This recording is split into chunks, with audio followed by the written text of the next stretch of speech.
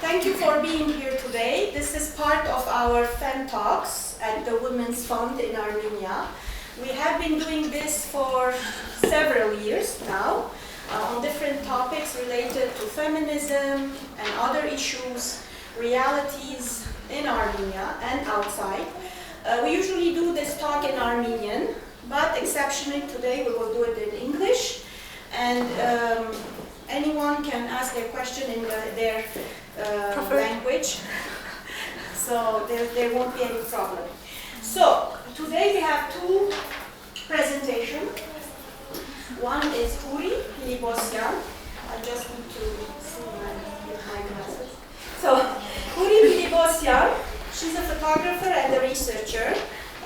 She recently completed her MA in social anthropology at Goldsmith University of London. And prior to that, she received a BA in English and Communication from the American University of Armenia. And she works in a handful of interdisciplinary research projects in Armenia and diaspora. And today she will be talking about Subhiyeh, beyond the coffee cup, and about the rituals that more from an anthropological perspective, and about this ritual, which is very common in the Middle Eastern countries, in the diaspora communities, Armenian diaspora communities, and talk about these women-only spaces and how much empowering they are, and also how the gossips are being used in creating these communities. And also we have today Arpine Ghambaryan. She holds a bachelor degree in English and Communication, again at the American University of Armenia. Today it's going to be like lots of advertisement. So her research interests include the practice of oral history methodology in feminist research, and her presentation is more multi-dimensional in general, using creative and oral stories and visuals, etc. And also talking about the gossip aspect and community building, women-only spaces. But what's interesting also, Arpine will bring the perspective from Armenia presently, and Houri will talk more about the diaspora community, Aleppo specifically. Very important to say Aleppo city. Yes, so coffee reading and coffee is also very important for our organization because we use it a lot for community building, to outreach into villages. We used it in our women's marches. We used it in healing processes. So it's very interesting for many of our members as well present here to see how, you can also explain a little bit further about how it plays an important role in these women-only places in empowering and building these links and friendships. So we'll start, and then we can continue with Q&A. So keep your questions till the end, right? Okay. So I was a shy child, especially around people I did not know. I talked a lot whenever I felt comfortable, but mostly I was a silent observer. Being a quiet child gave me some sort of credibility. My family rarely worried about where I was in the house because they knew I was not in trouble. My mother worked, which left my grandmother in charge of my supervision. And my grandmother always had neighbors for coffee.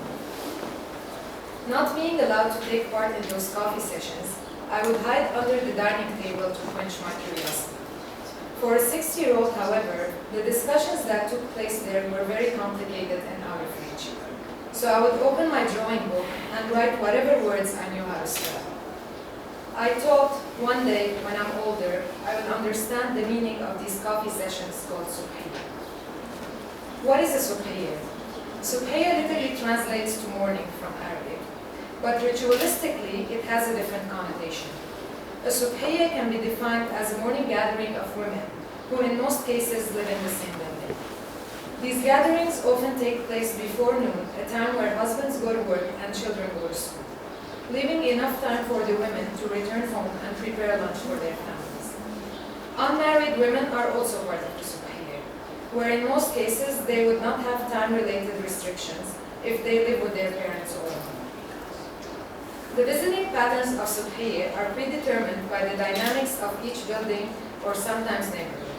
Some buildings have a fixed house where women gather. Usually it's the largest apartment in the building or a house that has the least occupants. Some buildings sometimes also alternate apartments. In this case, there would be morning communications through a phone call, shouting from balconies, or sending text messages on WhatsApp group as to where the Subhiyeh will take place. The dress code is housewear or pajamas, slippers, and in the winter a robe will be added. Since the gatherings don't require women to leave their buildings, they do not wear makeup or do their hair. They just grab their cell phones and keys and head to the Subhiyeh. I was born in Aleppo in the mid-90s, and being born into a Christian family automatically labeled me as one, even though I do not identify as Christian.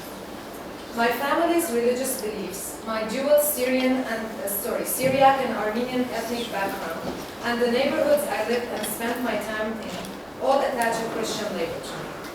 This would also predetermine my access to Subhiyehs.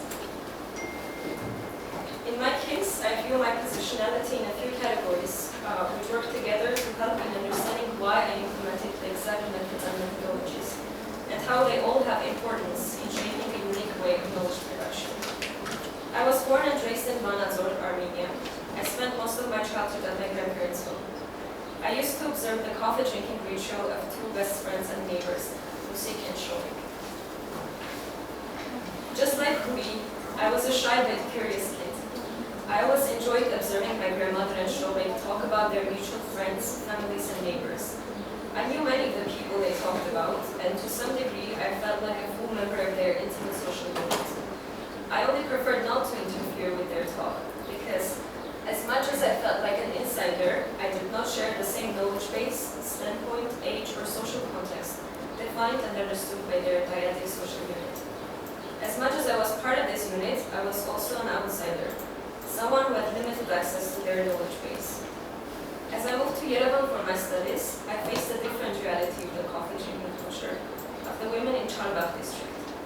Gossiping in a foreign dialect and manner about things and people I had no relationship with. Although the practice of gossip and coffee drinking was familiar to me, the means and setting of the practice were utterly foreign. Unlike my grandmother and her friend, whose coffee drinking was happening either at my grandmother's place or Showings, the women in Charbagh drink coffee outside of their households, in the yard. So on one hand, I was an insider in the field, but on the other, the public setting of the practice to a large extent gave a new flavor to the conversations and gossip taking place.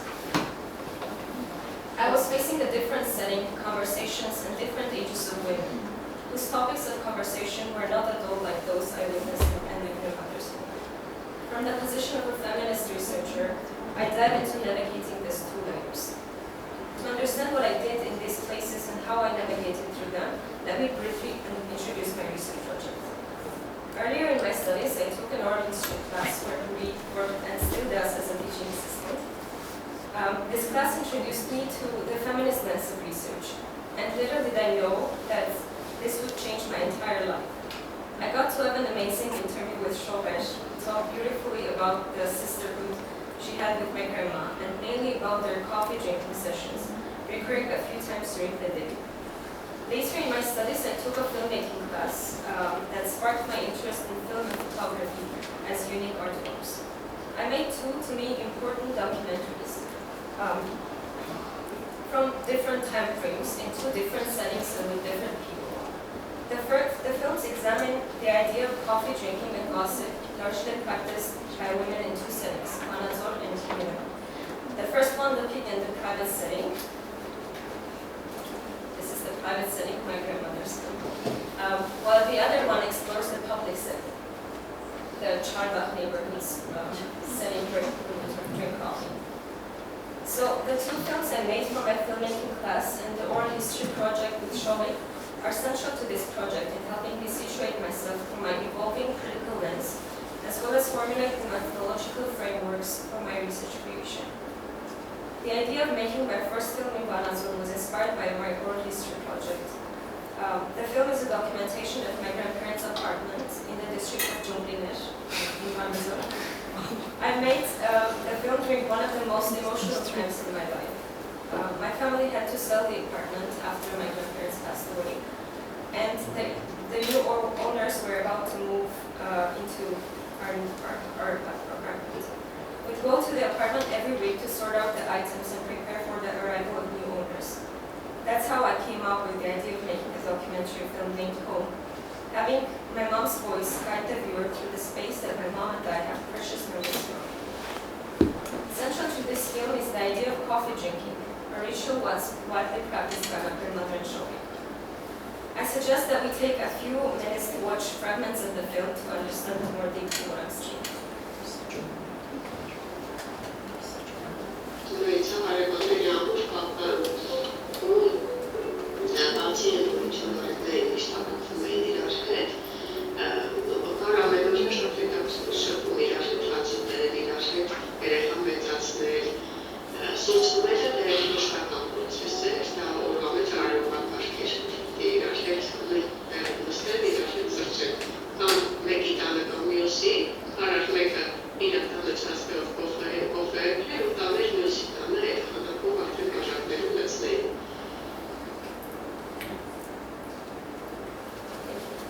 So the film incorporates some shots from the balcony. This is the place that my family calls a balcony, a space where the ritual was practiced, having my mom, aunt, cousin, and me involved in the coffee drinking. The space is private and intimate. The shots of coffee table hide the faces of my relatives, positioning the coffee cups at the center of the shot, giving the viewer the freedom to go back and reflect on their own memories of being witness to or an active memory in such practices. I filmed my second documentary in Charbagh. The film is named The Other Side, and it's an unconsciously made continuation of Home, again having the idea of coffee in the center. I again invite you to look at one short fragment.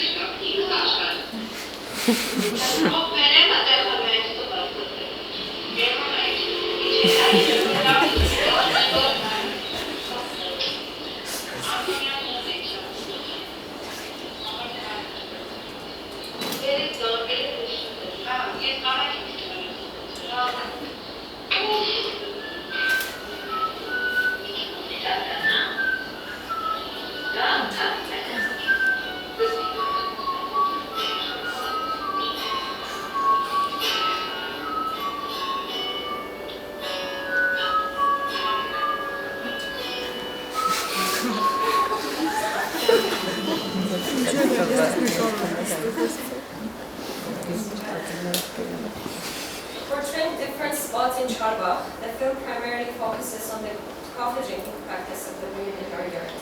The film shows a public space where 4 women sit together and have coffee, eat sweets, and have their children sitting around with them running and playing. Although the space is public, the women have declared it as a private one that is clean, neat, and cozy. The table has a tablecloth. The space is closed by a fence that opens and closes whenever the women want to. The act of adjusting the space according to their needs speaks about their declared ownership of this space and the agency they are able to exercise outside of Now let me fly you from Armenia to Aleppo. To give you an idea about the city, most of Aleppo's population since the early 20th century has been predominantly Sunni Muslim. However, Syria's second largest city has always been multi-religious and multi-ethnic in population.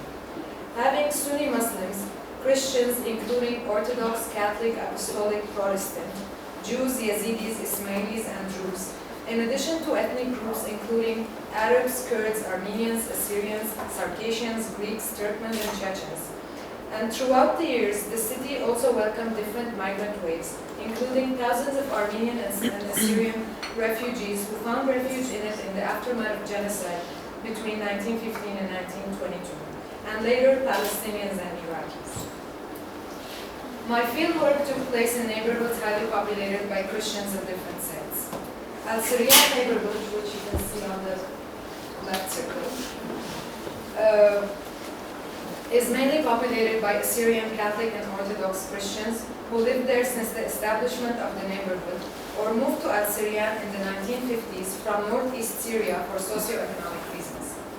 In the early 20th century, a large number of Armenian refugees settled in Al-Suleymaniya neighborhood, the far right one, that was established in the 1300s and set up businesses there. In the 1860s, on the other hand, land purchased rapidly turned Al-Aziziyeh, the middle neighborhood, into a Christian-populated area, following its transition from a deserted area into an industrial zone in the mid-1800s. Al-Aziziyeh has a significant number of churches, Christian-led schools, community centers, sports clubs, in addition to it being known as a shopping district. In the early 2000s, cafes and restaurants started to pop up across the neighborhood, making it into the city center of Aleppo. In Orientalism, Edward Said writes about how the field the researcher works with or within is discussed in academic writing. An Orientalist approach to the geographical location dismisses certain positionality aspects and subdivisions of the field. It tends to rule out certain segments of society and instead focuses on stereotypes created around the geography they are working with or within. Therefore, I have taken into very careful consideration how my positionality affects the areas I work in and how I discuss them in my work. I intentionally chose not to refer to Aleppo or Syria as the Middle East, the Arab world or region, or any other term in this work. It is also crucial to mention that I do not drink coffee at all. Naturally, women hosting me were asking how I would like to have my coffee, no one assuming otherwise. When I would inevitably say, no thank you, I don't drink coffee, they would ask if I would prefer instant coffee or what is known as Nescafe instead. This insistence has to do with drinking coffee being a rite of passage to adulthood and a ticket to be allowed into a Subhiyeh. Having coffee at a Subhiyeh is ritualistic. In those gatherings, as an exception, I had water, tea, or homemade juice, which brings forward the argument that coffee is the key word to start a Subhiyeh. A day before my fieldwork starts, I start packing to head to Aleppo. I pack a bag full of recording equipment, microphones, cameras, lighting equipment, and a tripod. As a trained oral historian, I have been down this road before. I arrive in Aleppo. The people I will interview already know why I'm there. My phone starts ringing non-stop. Calls from my interviewees asking when I will meet with them. Living far away from Aleppo for 10 years, at this point I'm still wrapping my head around the fact that I am here, in my hometown. I set up my first interview for the next day because I only have 2 weeks to interview around 15 people. The next morning, I drag my bag full of equipment from my hotel to my old neighbor Celine's house for the interview. People look at me suspiciously, wondering who this stranger is and what is she doing here. As my mother and I climb the stairs of the building, residents start opening the little windows on their apartment doors to check the unusual activity in the building. The war intensified this habit in the past decade. People check who's coming in and out of the building, both out of curiosity and for security reasons. I start setting up my equipment. I then take out a printed copy of my consent form and my laptop and read the interview questions. Celine gives me a weird look but plays along with me. I start recording, ask my questions, and in less than 20 minutes, the interview ends. Celine takes a deep breath, confirming it is over, and heads to the kitchen to make coffee. After she serves it, she has the most intimate and interesting conversation with my mother for around 2.5 hours. They cover almost all aspects of the Subhiyeh I was looking for. This experience with Celine also made me reflect upon how I use my lens both literally and metaphorically, as a photographer and a researcher, and the burdens of pointing both lenses at my interviewee. This interview also took me back to my undergraduate thesis when I tried and failed to interview my mother about her life story. Along the lines of that research study, I discovered that I should have a conversation with my mother, not force it. My experience of having an oral history interview with Shoaib was one of the most memorable events in my life. Before the interview, she would call me 1,000 times and ask different questions about the interview. Like when we're going to have it, how it was going to be, what shoe should wear for the day. It was the four of us, me, Shoaib, and two of my best friends sitting here. One of them was taking care of the filming process, while the other one was taking notes. As we entered Shoaib's place, we were welcomed by an amazing coffee table waiting for us. Not really knowing that the interview was going to be about her friendship with my grandmother, and especially their coffee drinking sessions, she set the coffee on the table, cut the fruits, and got ready for the interview. It gave such a symbolic value to our conversation. The camera lens in the case of Shoaib's interview played the role of a silent observer, something that was not even noticed, not even cared enough to be afraid of. It was Shoaib's trust and willingness to share her stories that made the presence of the camera slowly fade away. On the other hand, the filming process in Charbagh was somewhat different from that of Manator.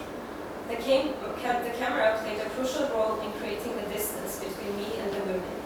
It did so by changing my role from just being their neighbor to being a researcher, who was presumably interested in observing them and taking out data.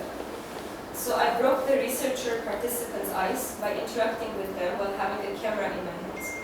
Although I was filming them, I was also not acting like an outsider. I was interacting with the kids, talking to the women whenever they needed, and trying to minimize my camera work as much as I could. Their conversation with each other started as a performance as soon as I turned on my camera. It started as, oh, thank you for the coffee. I'm sure it's going to be very tasty and so on and so on. But soon enough, they forgot about me and the camera and started to be more themselves. They also opened up and started to talk about private topics, some of which I had to leave out from the film. The coffee space of Charbagh district involves 4 women, whose interactions, from what I have observed, were not always based on equal power dynamic.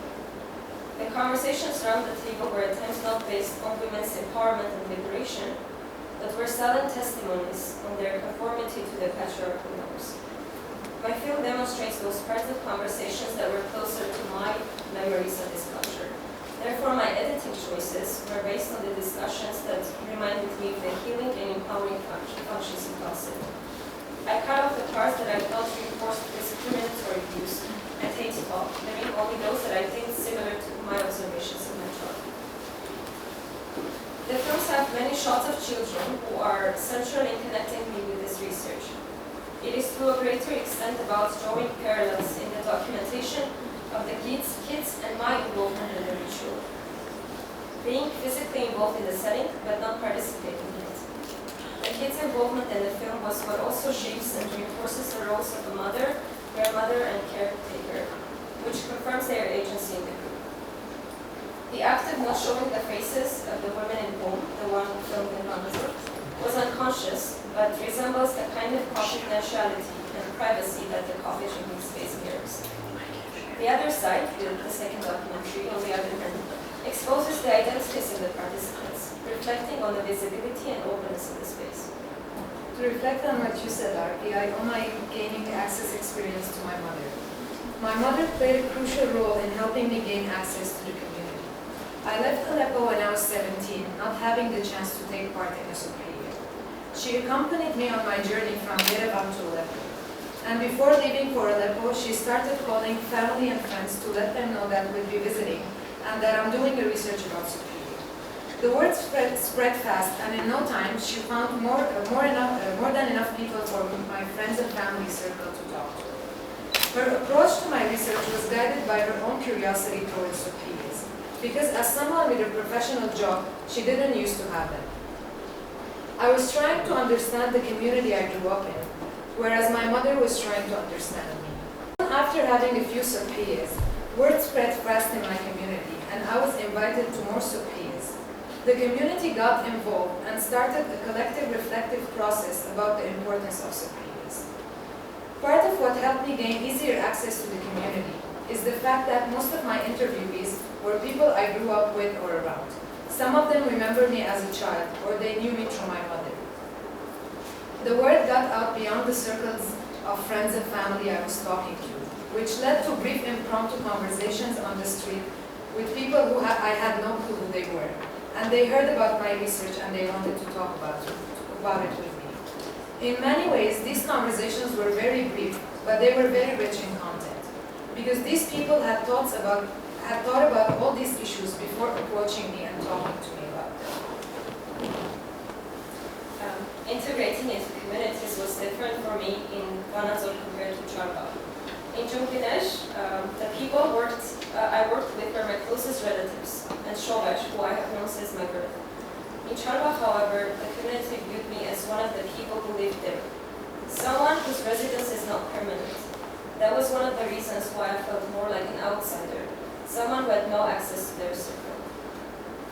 My project discovers and analyzes forms of qualitative research, in particular being framed under the theory of insider research, which touches upon ethnographic methods of study. The understanding of insider research is central to explaining my positionality in this project. Insider research offers a perspective of how the researcher views the participants, perceiving their role in research not just as informants, but as friends who share intimate concern with data. The idea of insider research lies on the foundational basis of knowledge creation, by a researcher who is assumed to have greater access to the information, participants, and the data than the researchers outside of the research setting. Insider research, however, is not faultless, nor should one assume that as an insider, one can suggest the only way through of seeing and interpreting culture.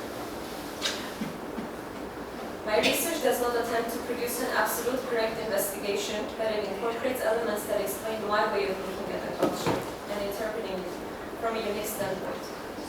Intimate insider methodology, however, looks at how the role of a researcher does not imply totality in their position as either an insider or outsider, given that the boundaries of such positions are often blurred. I embarked on this research remembering Jackson's words about how anthropologists can become possessive about their societies and try to indulge their knowledge of their society in their research. She also talks about how anthropologists are romantics at heart, especially when working with their own societies. Jackson's words were a constant reminder for me to avoid romanticizing my society. Given that I write about a minority in Aleppo and I'm focusing on a micro group of friends and family, I tried my best to leave my preconstructed assumptions behind and to be a more attentive listener. The place, the circumstances, and the people I chose to work with are extremely vulnerable. I had Subhiyehs with women in their 50s and 60s, most of whom are stay-at-home wives and mothers, in addition to women in their 20s who study and work in different fields. Working with women's life stories does not only deal with the connection between the social sphere and the self, it also focuses on how society shapes the collective representation of women's conditions, which then becomes an integral part of the interview. These are issues that came up in almost all Subhiyehs and increasingly turn into a vulnerable moment. To take up safety measures, I refrained from using any of my interviewees' real names, giving them pseudonyms instead.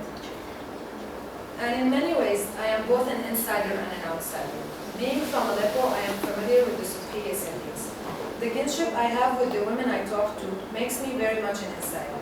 At the same time, having lived outside of Aleppo for 10 years disconnects me from its reality, especially its post-war reality, as I'm not familiar with the everyday habits people had to adopt to survive. Stepping into my fieldwork, I sat with Ruth Behar's words. I am here because I am a woman of the border. Between places, between identities, between languages, between cultures, between longing and illusions. One foot in the academy and one foot out. Facing survivor's guilt during my fieldwork didn't allow me to wear my emotions publicly and be vulnerable during these conversations. Also, being fully aware of women's emotions, I did not want to open wounds I do not have the power to do. Even though a small act like paying the bill when meeting with younger women has good intentions, it can be perceived as belittling of their financial independence as working women, in addition to the connotations of me coming from a financially more stable country. So I avoided that as well, trying to bypass any scenario where this research becomes an anthropology that breaks your heart. I also had to assess my privileges of having the opportunity to be invited to these intimate private spaces as a female researcher. Consequently, when oral history was harsh and introduced fear of facing a recorder, Subhiyeh became the method. Most of the women, especially the ones in their 50s and 60s, do not work or have financial independence. Their main way of socializing is to create gendered women-only spaces within their buildings or neighborhoods. Inviting each other for coffee, a drink available at any household, helps women reclaim their place and create informal safe spaces where they could share intimate lives and memories. In some cases, when the house is not safe enough, meaning children are at home, children or men are at home, women are about to discuss private topics, the Subhiyeh moves from the living room to the kitchen table. The quote phrase is, "Let us have our coffee in the kitchen, I need to start preparing lunch." The kitchen door is shut closed with the excuse that they do not want the smell of the food to take over the house. During our conversations, Sandra, a woman in her late 20s, told me that, quoting from Sandra, I was always curious to know what my mother and her neighbors talked about. I would always sit with them. When the discussions got heated, my mother would ask me to leave the room and go play in my bedroom. There is also an opposite tactic when children are around and women want to talk about intimate issues. They would send their children to go make coffee and serve it. The act of making coffee in a kitchen separated from the living room would buy them enough time to talk about their intimate issues. Topics of discussion are often around family affairs, financial troubles, or domestic violence. Their sexual lives, on the other hand, stay out of the conversation. Sex remains in the privacy of each woman's bedroom. I faced such a situation at one of the Subhiyehs I was at with my mother. The woman hosting us asked me to go make coffee because she wanted to have a taste of my own coffee. I head to the kitchen and spent a good 15 minutes making the coffee, and when I returned, they suddenly went silent and changed the topic. When we left, I asked my mother what they were talking about, and she told me that our host was sharing graphic details about someone's death, and they did not want to traumatize me. I was hesitant in most Subhiyehs to initiate difficult conversations, especially conversations relating to war. I was also considering silences and how I would deal with them when they occur, and to my surprise, no one was silent. Silences didn't exist because people wanted to talk. They wanted to take the burden of these difficult experiences off their shoulders. Being in a politically censored setting meant that they could not express themselves publicly. However, they could not keep their thoughts about the war to themselves. Then again, my outsider position helped. They needed fresh, war-free ears to listen to their stories. While I was concerned with ethical considerations, Talar, a woman in her mid-50s, broke my train of thoughts, and she suddenly burst at me. Look around you, record things. Look at the way we are living. No one pays attention to our everyday routine, to our sensitivity towards everything. Write about them. Let the world know how we live.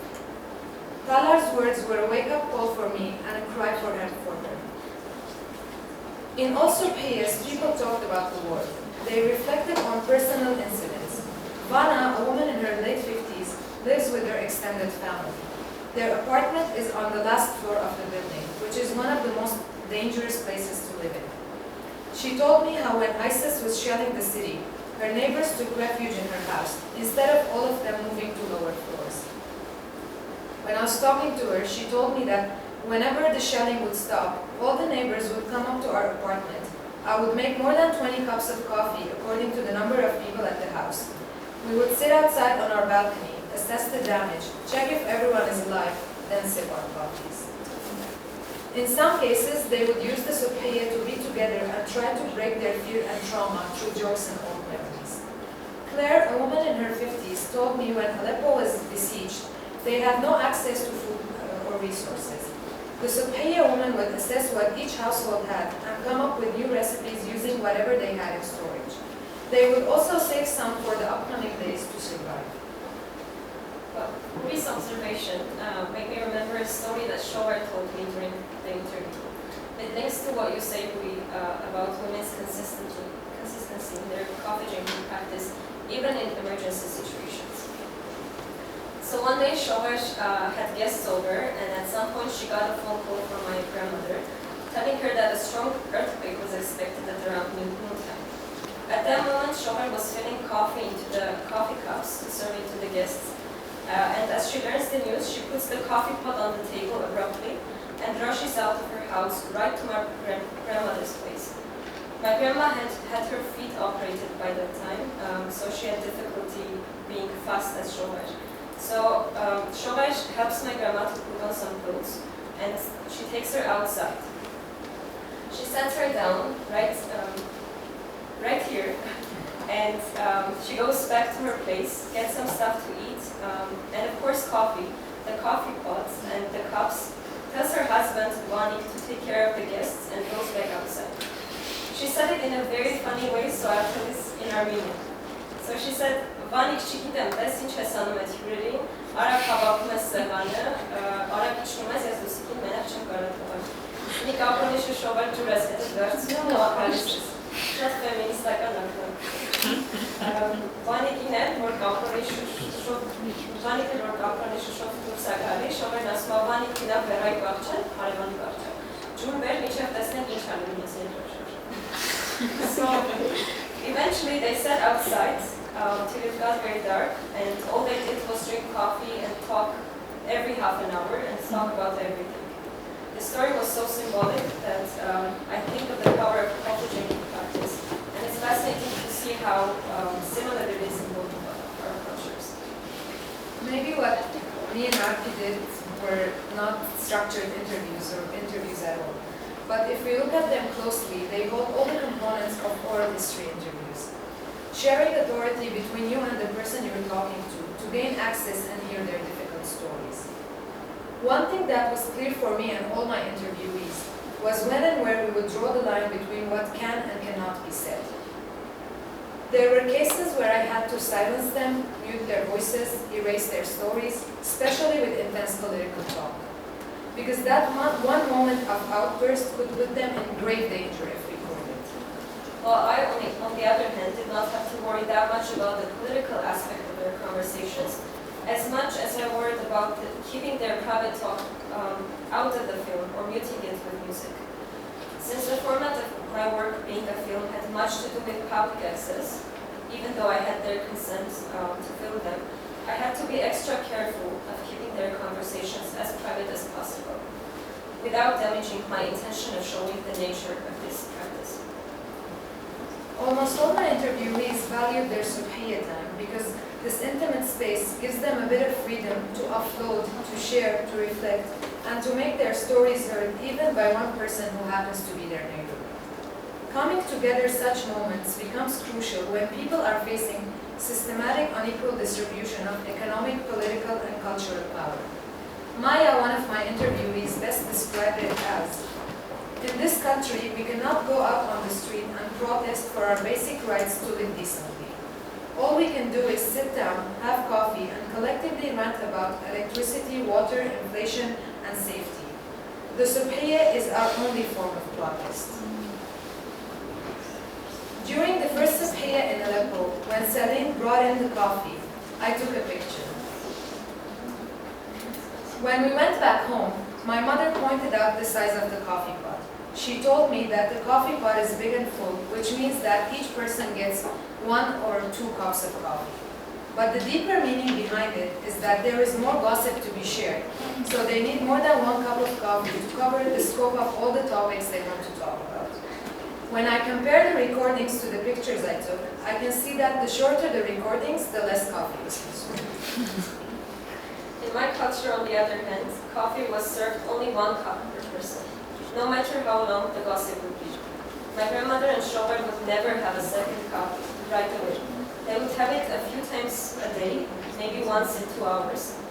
But if their gossip was so much that they finished their cup earlier, they would start cutting fruits or having dessert instead, but never have another cup of coffee in one sitting. Now circling back to gossip, gossip has the lion's share in all Subhiyehs, most of the time being the only activity. There are also clear sides as to who the gossiper and the person being gossiped about are. Every small to big detail in everyday life is turned into a subject of discussion. The major themes change during different times of the year. Gossip analysis requires a deep understanding of social values, rules, and conflict. Women used gossip as a tool to keep the togetherness of their community, to reroute their social and cultural belongingness to their communities. Gossip provided the closest aspect to a truth and a deeper insight beyond any theory I could find to describe Subhiyehs. Listening to gossip cycles helped me in breaking down the stories and making sense of them. I came to better understand Kamanos, who, while listening to the woman in her family gossip, states that there are stories inside stories and stories between stories, and finding your way to them is as easy and as hard as finding your way home. And part of the finding is the getting lost. And when you're lost, you start to look around and to listen. Even though Baumeister does not take a feminist methodological perspective on the analysis of gossip, I still find his perspective on gossip interesting. He points out an interesting argument on how gender functions in cultural setting of gossip. His study reveals that men are more prone to organize hierarchically into a larger social setting, while women tend more towards establishing close dyadic relationships where they can find connection and belonging. This perspective links with what my grandmother and her best friend's coffee drinking ritual and gossip created. Their inclination to stay away from the public large group gossip and tending toward the dyadic setting brings an additional perspective to this idea. They would explain and justify their inclination to stay in private to make sure they stay away from the gossip. Their tendency to stay away from the public primarily resulted from their wariness from malicious gossip. But it did not mean that what they talked about was not considered as gossip. This again indicates that gossip very often has negative connotations. Our project here takes on an optimistic view on how gossip is an intimate and trustworthy environment, can serve as a site of liberation and resistance. The younger women I had Subhiyehs with, who are considered a new generation compared to their mothers and grandmothers, all worked. They are in various stages of their 20s. Some are studying at universities, some work, some of them are doing both. None of them staying at home compared to the older generation. It is key to mention that this generation went through their teenagehood and transitioned into adulthood during the war. And so their life experiences are significantly different from their parents' experiences growing up in the same city. The Subhiyeh as a concept managed to remain a part of their lives as well. Women in their 20s managed to take the Subhiyeh from the privacy of their living rooms and kitchens to public spaces like cafes, bars, or parks. While in Aleppo it is socially acceptable for women to be in public places, that visibility, however, depends very much on their family's mentality and financial ability. Almost everyone from the women I conversed with works, and they have some sort of financial independence that allows them to be in public places. In some cases, families set curfews, allowing them to be in public but with limitations. I had all my Subhiyehs with the younger generation in public places chosen by them. Because they all work or study, the Subhiyeh most of the time took place in the afternoon or sometimes even at night. And my mom was not part of these Subhiyehs. Jessica, a young woman in her early 20s, stressed the importance of a Subhiyeh for her regardless of which time of the day it takes place. For her, it is an opportunity to be away from home, to rant, to meet with friends, sometimes even using this as a group study session. Jessica's Subhiyehs are women-only spaces. When I was talking to her, she told me that our mothers do not always understand our problems, and home is not always a safe space to talk about our daily lives. So we go out and spend a few hours after work to talk things out and then go home. The need for these spaces was clear in all conversations, because even with the noticeable progress and the shift from private to public, there are still social issues that have not necessarily changed. I had a couple of Subhiyehs on the other hand, where men were allowed into the conversation. This is a major leap from the older generation, where the mere existence of men in different rooms in a house would have the Subhiyeh postponed or cancelled. Of course, not all young men are allowed to join.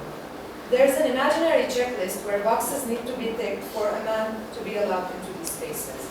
He has to be progressive, understanding, empathetic, open to listen, and most importantly, non-sexist. This is largely due to young women taking up space in public places and making friendships beyond their buildings or neighborhoods. These young women encourage discourse, feeling empowered to some degree as women to share their loud opinions among men. Men in this case blur the lines of sexism by sharing spaces with women. Of course, this is not done in all settings where women publicly exist. Remember, this is only a niche part of the society that I grew up with. Some taboo issues, especially political debate, still do not take place in public spaces. Everyone has their personal safety concerns as a top priority, and they refrain from bringing these issues to light. Along with taboos, which can come up sometimes, women in public places carefully look around before talking. Whispering is another strategy to talk about these issues. These political conversations remain private and are discussed at Subhiyehs that only take place at home. Nadine, a woman in her mid-20s, expressed how public Subhiyehs are her own version of therapy. She tried to seek therapy both locally and internationally through online services, but nothing worked for her.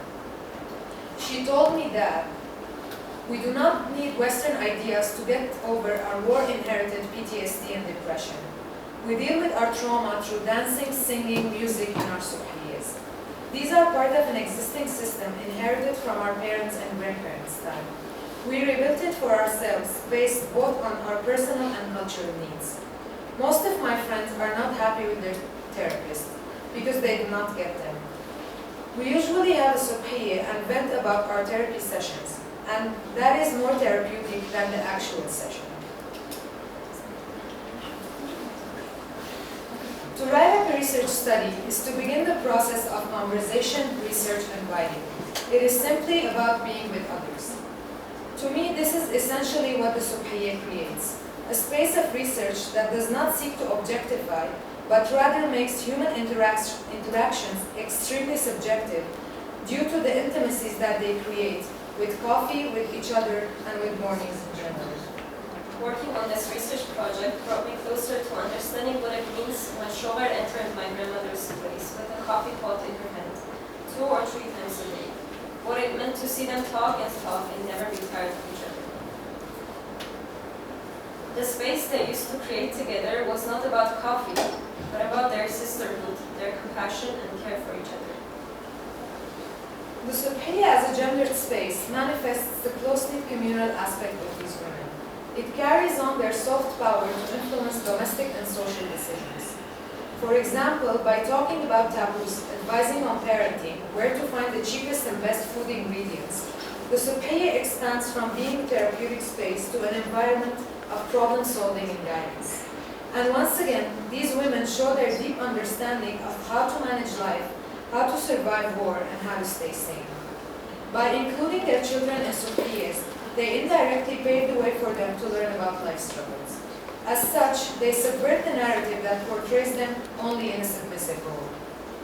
The insight gained through Claire's interview on how the Subhiyeh women shared resources during the war is a great example as to how women have managed to organize in a country where they cannot be political and have almost no public participation in its discourse. They have managed to turn the Subhiyeh into a safe space for protest, pulling resources together, creating a support network, and influencing decisions makes these women in many ways political. Gossip, on the other hand, in Subhiyehs, is a double-edged sword of both entertainment and repression.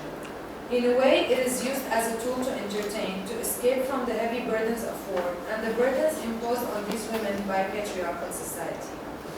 Discussing what others doing and looking through images of social media provides some sort of a comic relief. On the other hand, gossip reinforces being stuck in a hostile environment backed by heavy surveillance and judgment.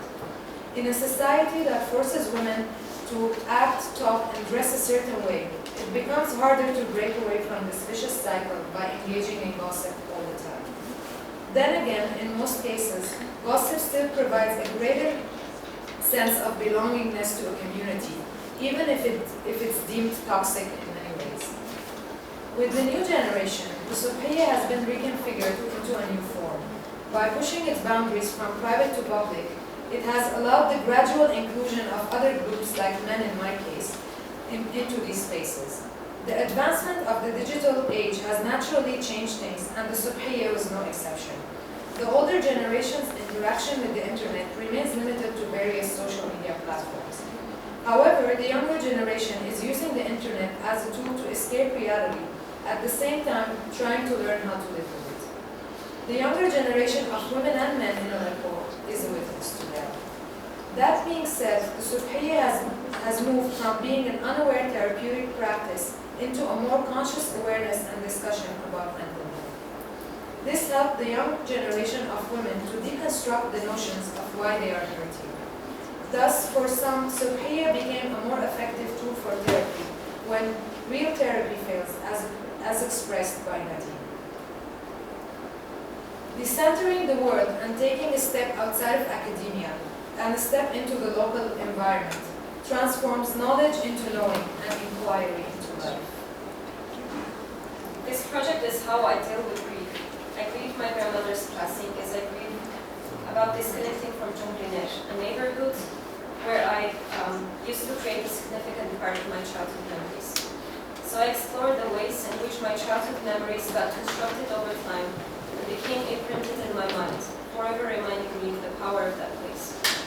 Working with Shobai and my mom, observing the women in Charbakh neighborhood, is how I chase my childhood. It's how I find the fragments of my memories in the present, how I recover those memories and give new interpretations to them. This project is a conversation with myself and the world in an artistic way. It's the realization of the power of personal narratives and the value we give to them. My project is also, to a large extent, a self-study. It's a process when I ask myself who I am and how I am who I am. I felt it when Kamalus said, self-study is a confirmation of what we already know. Beyond being informational, self-study is also both self-affirming and self-confirming.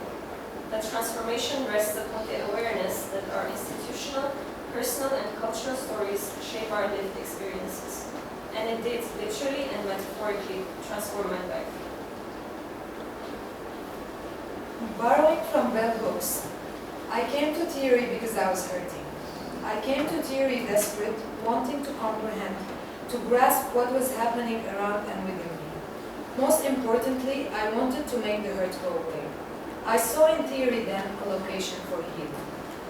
As for me, I was able to move from being an invisible silent observer under the dining table to being around the table, visible, vocal, and included. Drinking coffee was not my rite of passage, the Subhiyeh's were, in the sense that my place within this settings transformed, and so the knowledge shared with me also changed and became much more intimate and much more dangerous. The Subhiyehs ended with silences, an indication that we covered all there is to be covered. We were tired and we needed to leave the place to reflect. And as for me, I had to escape theory to come back to it by using the space of the Subhiyehs to understand the larger context of what it has to offer the women of Aleppo.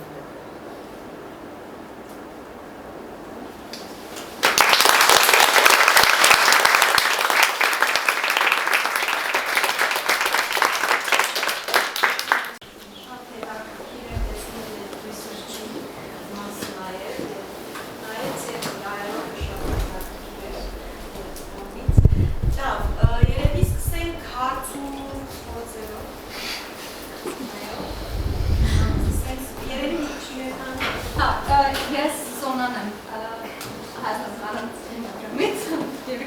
օրինակից տեսնել։ Չգիտեմ հարցս անգլերենով տամ թե հայերենով, որովհետև հարցս լեզվի վերաբերյալ է։ Okay. Maybe in English because I think as former AUA students we can, maybe the three of us can reflect on our own relationship with, our own complicated relationship with that language, with English, and how our whole academic training has, not prepared us for the world, the real world in Armenia. Maybe not the real world outside of Armenia, but I used to do a lot of, these oral history interviews with feminist activists, especially in grad school from all of my researches. And then I came to realize that whenever I was translating whatever they were saying to me, I was not conveying the essence of the things that these women were saying to me. Because right before you were saying,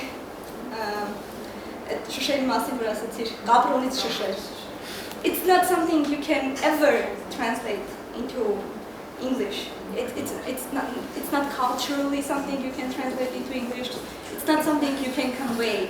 And to me, oral history has always been about the language and the words we use to convey our history, the women's her stories. I was just wondering. This is a complicated and very, very personal question, but did you ever, did these feelings come to you as well, these complicated feelings that, you were translating all this stuff into English and it wasn't, kind of,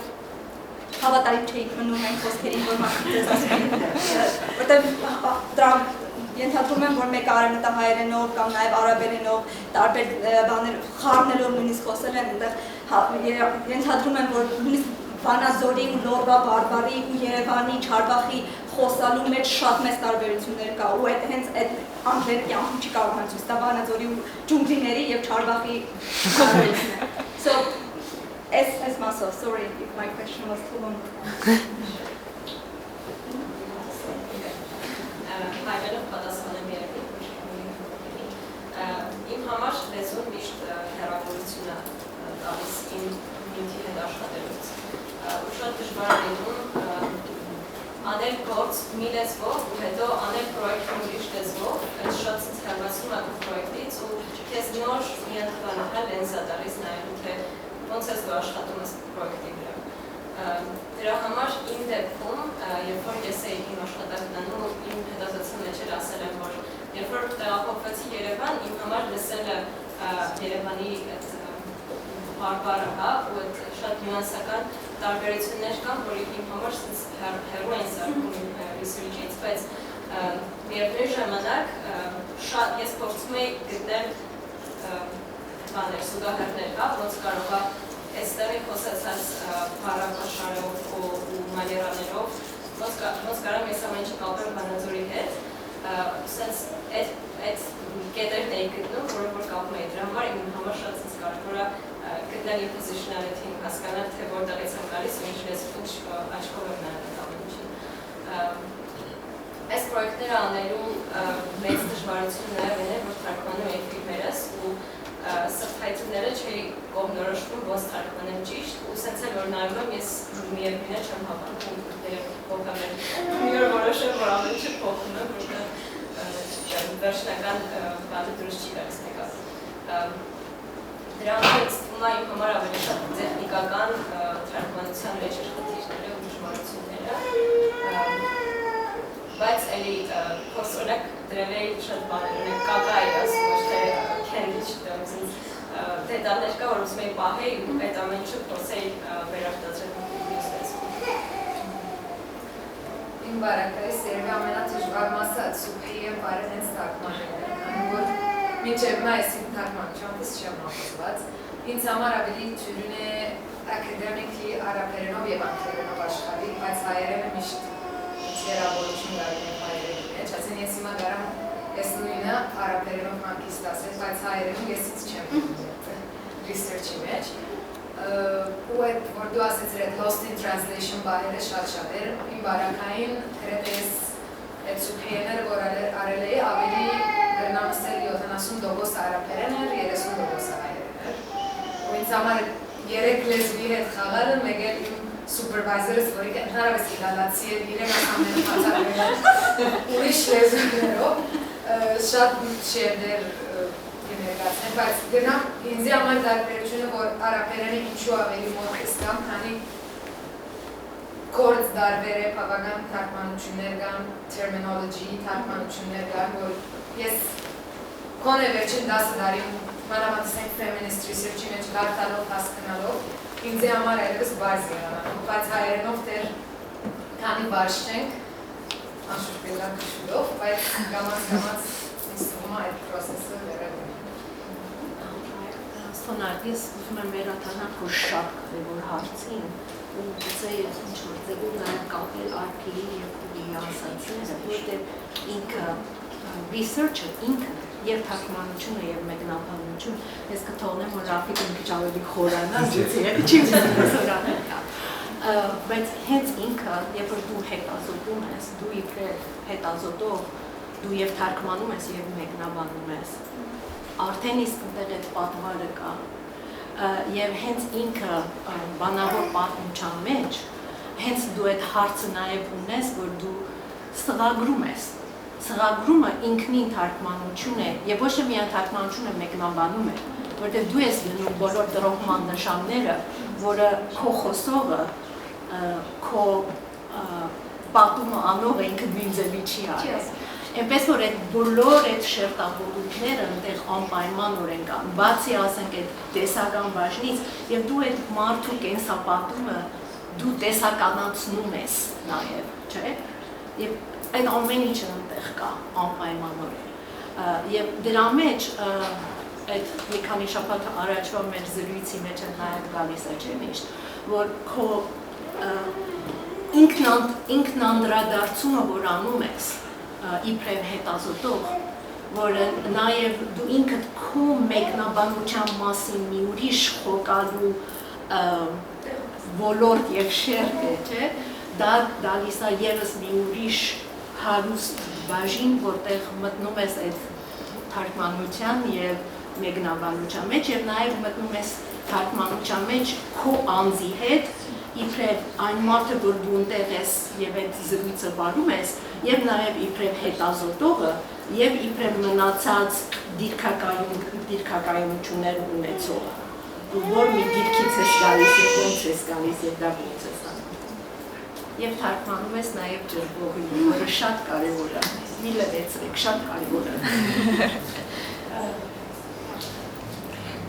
Ես իրական հարց ունեի, կներեք, շատ դուր է գալիս ինձ թարգմանաբանական զրույցը, բոլորս ինչ-որ այստեղ հարում ենք անթարգմանելիության տեսության ինչ-որ, բայց ինչև է, թարգմանության մեկ այլ տեսակի մասին է անդադ մտորում, երբ որ դուք ներկայացնում եք ձեր հետազոտությունները, բաժակ նայելու, որպես իրականության մեկնելու, մեկնաբանելու, թարգմանելու մի ձև, որը թվում էր, թե բացակա էր երկուսի փորձառությունից, որ Արփինեն ասաց, որ մի բաժակով սահմանափակվում են հայ տատիկները, կներեք իհարկե, որ տատիկ բառը օգտագործեցի, ձեր տատիկն էլ դրա համար ասացի, տարիքային բանի հետ կապ չուներ, նաև այդ գործընթացը ձգվում էր բաժակ նայելու հաշվին երբեմն։ Ես հիշում եմ մի տեղ Շվեյցարիայում ինձ, որ իմացան հայ էի, ասեցին, վայ բաժակս կնայես, ես ապշել եմ ուղղակի, որ իմ հայ լինելը կապվել էր բաժակ նայելու հետ, ես չուզեցա ճիշտն ասած պատվով ուզեցա դուրս գալ, ես հիշեցի, առաջին անգամ հիշեցի տատուս այդ նայելու, բաժակ նայելու բաներ, ինչ-որ բաներ ասեցի, և որից նվերներով մոտեցավ այդ հարևանուհիս շնորհակալություն հայտնելու։ Որտեղ էր այդ պատմակերպման այդ ձևը այս ամեն ինչի մեջ, որպես դիմադրելու, դիմակայելու միջոց։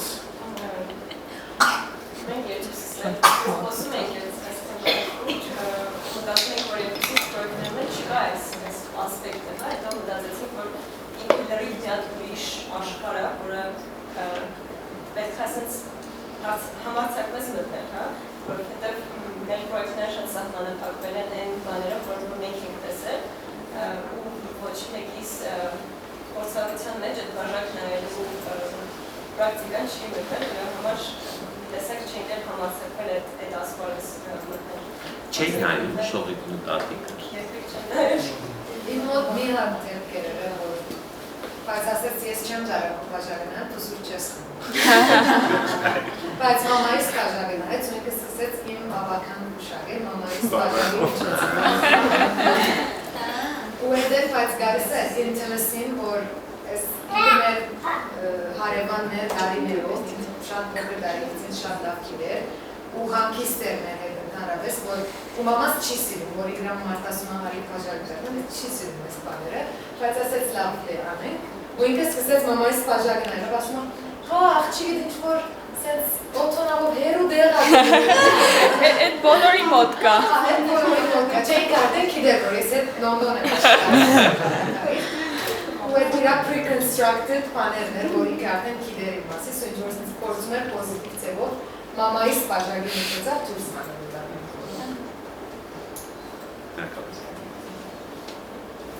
Հիմա ավելի սալայի և լուքի հասասների մասին նաև թարգմանության հետ կապված, որովհետև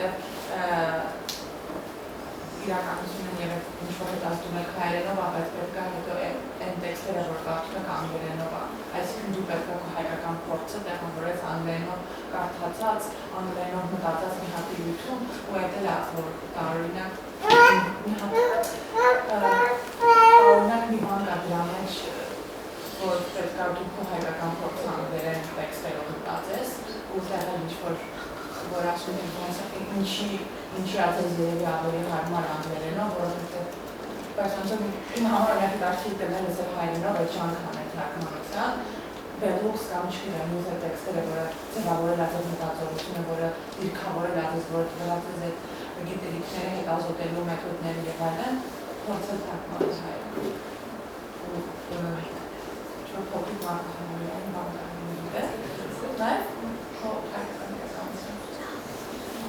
Ես ճիշտ ասած, այս որ բաժակները կապված լավ էին հարցին։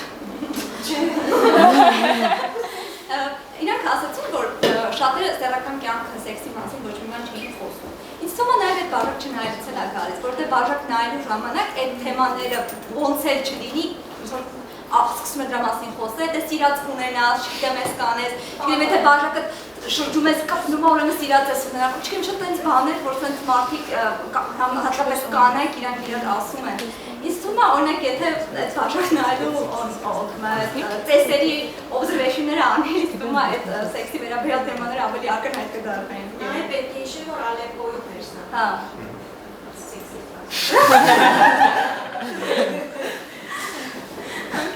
Բաժակ կարդալ չեմ կարծում օգնել, բայց Այդ է ասում ասել, դրա համար է սկիզբը եկան կարոս գարտացի, որ ինքը մի դդիշ չի, ինքը Arabregion չի և այլն, քան որ միշտ որ ասում եք դրից է Բեյրութը, Հալեբը ամենը իրար խառնում, բայց ոչ մեկը չի հասկանում դեղը political constraints-ը, ինչպես գրոնքը դարբեր քաղաքների մեջ ինքը իշխող է կամ իշխող չէ և կգարձեմ մանավանդ political restraints-ը և գրոնքը աներեն մեկին է, որ հալերի մեջ ավելի քիչ գնամս էլ նոր generation-ի մեջ կար սեքսի մասին խոսում էին իրան, բայց հիների մոտ դեղուզ եվ որ ես երեխայի եվետ սեղանի դարբավ դում եմ լուսում էի, իրանք ընդհանրապես չեն խոսում են նյութերի մասին, էլի այդ գալիս է այդ ջիոգրաֆից, որ դեպ դու աշխատում ես, իրանք կարող են նույն ջիոգրաֆիկը մեծ թարգեսում լինեն, բայց դարբեր ընդհանրապես մաներ կա, ասեն շատ ճիշտ է բոլորս կապուլեոտում ենք, բայց շատ բաներ կա, որ ընդհանրապես դարբեր է և հետազոտողները այս բաներին մեկ ուշադրություն ոչ են դարձնում, այդ սա over-generalize կատեգորիայից բոլորը։ Ես մի քանի հարցեր ունեի շատ դուրս եկավ այդ նախապատասխանը, որ ասում է Subhiyeh is our only form of protest, դենա մի քիչ ավելի պատմեի դրա մասին, և Arpine դու խոսացի շատ ավելի այդ sisterhood, այդ space-ը և այլն, ինչպես է դա փոխում իրենց կյանքը և Միս հարցերն ագարան հետո դան ամիաս ընդրեք որ մեկ դու բարակ պատասխանեք, նո նոր generation-ի մասին էր, որ ասեցիր իրենք էլ շարունակում են բայց դրսում եւ ոչ, ասենք, առավոտյան, ես տենց շոկ ապրեցի, դրա համար ասեցի, որ ոնց կարելի է երկրորդ տեսին տենց անել, եւ ուզում եմ հարց տամ, որ արդյոք էլի կոչում են դա որպես Subhiyeh, թե անունը փոխել են օրեր այդմանը եւ intergenerational connection-ը կա թե չէ, եւ արդյոք new generation-ի մեջ հեչ attempt կա queer anes Subhiyeh-ն այսպես ասած, եթե դրա մասին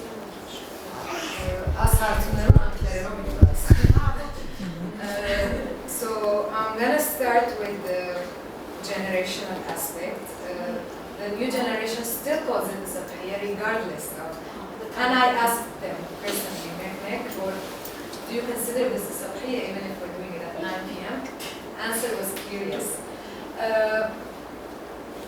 Part of what I didn't mention in my talk is the amount of stories I had to leave out, especially whatever relates to the queer community, because anything I say, if I take any testimonies and put them in my research, it can be very easily tracked down to who that person was, and it can be weaponized against them in the setting of Aleppo. So that's why the men I talked to were queer. That's why they were allowed into the Subhiyehs, but because of their safety, I didn't want to include anything about them or their stories. And this again comes back to our methodology and what we choose. Do we choose to put their stories out because they matter on the other hand, harming them with safety concerns? Because sadly, like they could be arrested or we could never hear of them again if they are tracked down or heard of. So that's why I decided to leave. That was like one of my pains that I decided to leave that part outside of my research. Coming back to the political aspect, well, it comes a lot, especially with the Armenian community, of confirming back to what each Armenian political party says. So that's what people follow. And because Armenians in general and Christians in Aleppo were very concerned about their political situationness and how they deal with all of this, like the last 10, 11 years of what was happening, they all decided to stay shut, no matter what their political opinion is. That's why you see the lack of, I mean, you rarely see people who have participated in protests or publicly talked. Some of them who did are outside of Syria. Like, no one in Syria currently was someone who had protests, from the people I talked to at least, I don't want to generalize. Was someone who had participated or took part in all of what happened in the past decade. So that's why, like with the older generation, this was like part of their fear of they're gonna wipe us out, they're gonna come and get us, whatever. So they decide. I mean, the entire time everyone is complaining about everything, but no one dares to voice these words. With the younger generation, it very much depends on your intimacy with the person and how much they trust you. And I did have a lot of like political conversations and heard from young people. But yeah, these were either public spaces where we know it's very safe to talk about these issues, or we took it back to someone's home, and not even we would sit on the balcony or a rooftop. It would be like inside the kitchen or the living room where it's closed. And there are some words when you say them, you still lower your voice. I hope I answered this. Yes, welcome.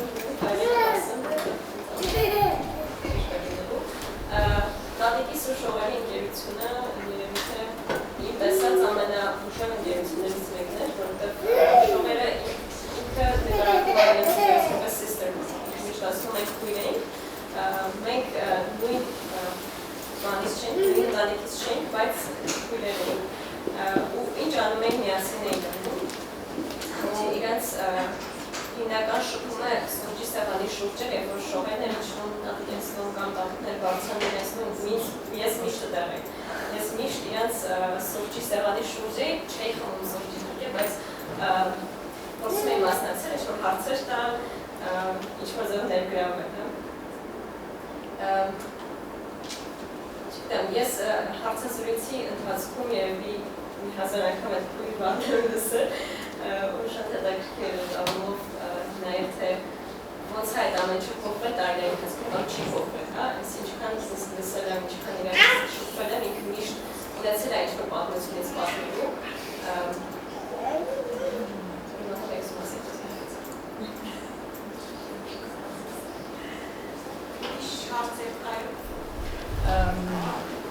Yes, it's interesting for me to understand why you say that your research could hurt people, because as far as I know, research are done and not like go publicly. And is it a book or is it what is the final product of the research? Was it for a university? Was it for a PhD or something like that? And if it was not going to be publicly, why are you concerned with this issue? For her, I understand it was becoming a film, so yes, at some point it was going to be public, but maybe I didn't hear it at the beginning. That's why, sorry. Yeah, I think for me, like, number one, this is public. What I'm doing here is very public. And even saying one quote or using a pseudonym for the person, it is, I mean, this is not me making it up. It's very easy to, you can go back to years of research and it's very easy to trace people down. And when you live in a super censored city like Aleppo, and I can share like even a personal story. I'm a photographer, I'm walking in my own city and I'm taking pictures and my camera just is not out of my hands. Like it's as easy as that. So imagine where it's a community or a country where you're not allowed to be queer. You literally go to prison and you're tortured. And if I put out your story, and this was my master's dissertation, so in a way, even if it's not published in an academic journal, it is there in some university's archive. My supervisor, the cloud has it. Like it's very easy to track down. And I didn't share any of my interviews with my supervisor. She never listened to them. She doesn't know who I talked to. These were only between me, my mom, and the person I talked to. So even in this case, recordings are not shared, pictures. Like I was telling Arpine, like I'm a photographer and how heartbreaking it is for me now to have visual content with my presentation. It all had to be written. And I love to work with research creation to take all of this and turn it into a creative project to make it more accessible to the public. But sometimes it's the ethical considerations and it's you hurting this person or the public knowing about it. I'd rather protect the person, no matter who they are, if they are living under this kind of circumstances.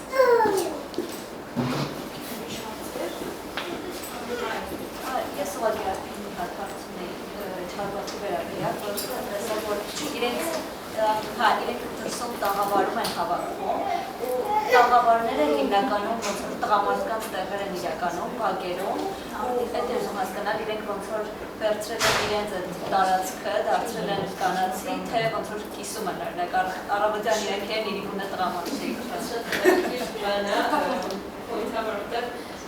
տաղավարը միշտ եղել է, բայց այն տաղավարը չեն եղել։ Այս ասկադրը ռոյստուսորդարի այդ տաղավարի կողքի մասն է, որտեղ հատուկ իրանց տեղն է, իրենք երբեք տաղավարում չեն եղել, բայց այս վերջին շրջանում տաղավարներ բանարեցին, վերանորոգեցին, այդ կողքի շրջանները վերանորոգեցին, իրենք հիմա տեղափոխվել են տաղավար։ Տաղավարը չեք տեսնի, երեկոները չեք մեկ նախ ենք սաղուկան։ Բայց այն օրը դուրս է եկել, տեսնում եմ տաղավարու կանայք են, այդ կանանց այդ հիմնական մասում տղամարդիկ են, ոնց է փոխվել այդ մանից հետո, վերանորոգումից հետո։ Շատ հետաքրքիր բան էր, զրույցներ։ Անթարբեր շնորհակալություն։ Arpine Միչելը սրա մասին դիսկուս չանելու մեր ծրագրով, Հայաստան կանանց հիմնադրամի պատում ծրագրով, հոկտեմբերին դրա արդյունքները կունենանք, հուսով ենք, որ այդ ժամանակերից սենց մեծ խումբ կհավաքվի ու էլի հետաքրքիր քննարկումներ կունենանք։ Ես մի հատ եմ հարցում։ Հուրի, քանի որ դու երկրներն են եղել ես, Ալեպոյի Հայաստանում և Հայաստանում Ալեպից եկած մարդկանց հետ, արդյոք իրենց էլ ինտերվյուներ արել ես, ելել ես, դերվում են, տարբերվում են,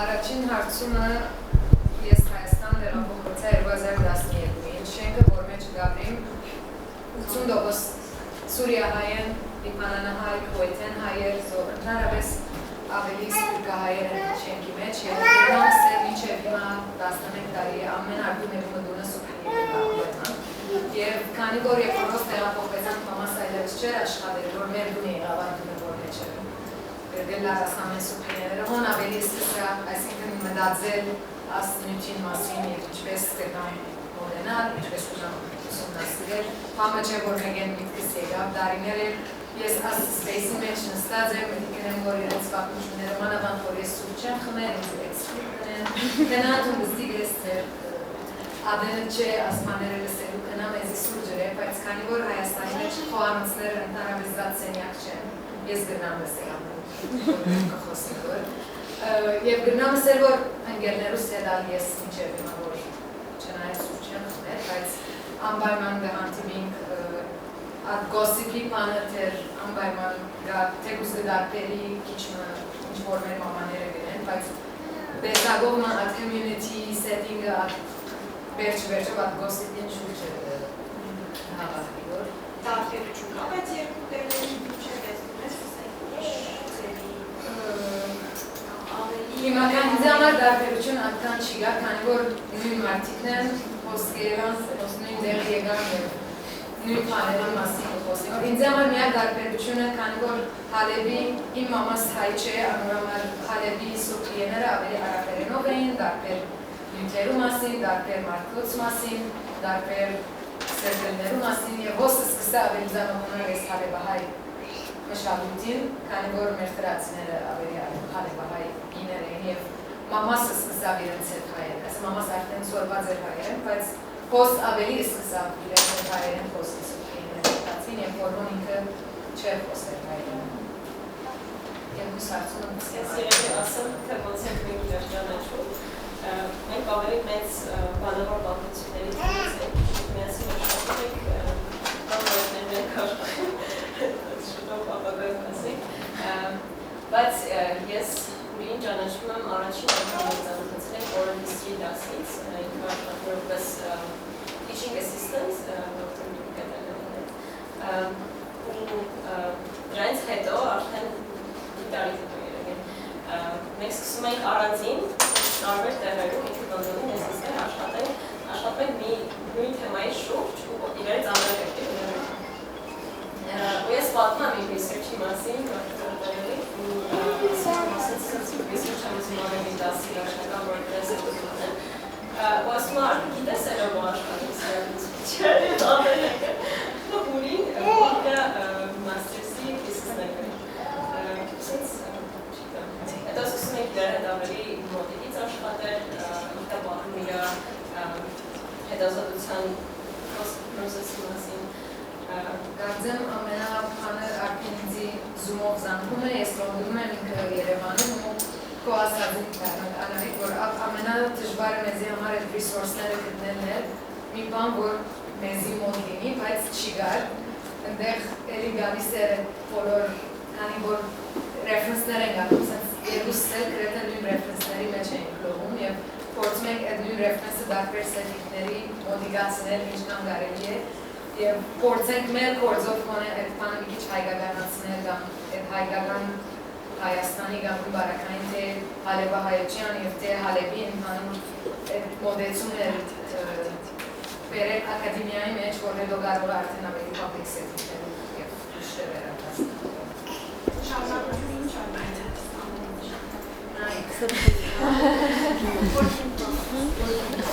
Շատ շնորհակալ ենք, շատ հետաքրքիր